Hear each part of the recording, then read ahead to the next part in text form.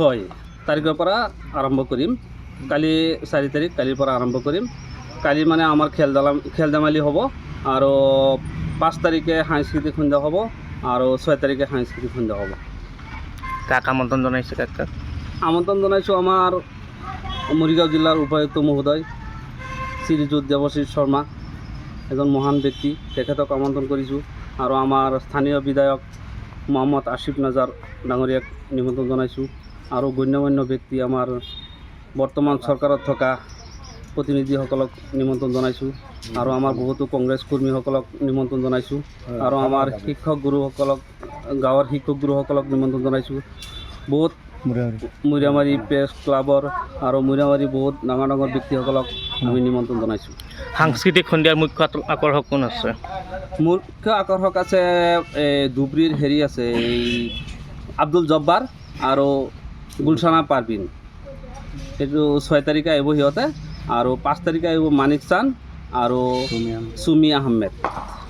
সমূহ ৰাইজক কি আহ্বান জনাব আপোনালোকে? ৰাইজক এইটোৱে আহ্বান জনাম, আমাৰ প্ৰতি বছৰে আমি এনেকুৱা সৰু সৰুকৈ পাতোঁ, এইবাৰ অলপ ডাঙৰকৈ পাতিছোঁ। ৰাইজে আশীৰ্বাদ কৰিছে, ৰাইজক সহায় সহযোগিতা আগবঢ়াইছে। বিশেষকৈ আমাৰ ক্লাবৰ সদস্যসকল, লগতে আমাৰ এই সভাপতি আছে, নতুনকৈ অভ্যৰ্থনা কমিটিৰ সভাপতি, তেখেতেও বহুত অৰিহণা আগবঢ়াইছে।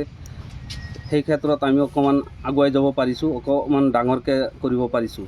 আৰু সকলো ৰাইজক এটা আহ্বান জনাম, দৰ্শকবৃন্দক, যে এইবাৰ আমাৰ অন্য বছৰতকৈ এইবাৰ আমাৰ বস্তুটো অকণমান উন্নত ধৰণৰ হ'ব।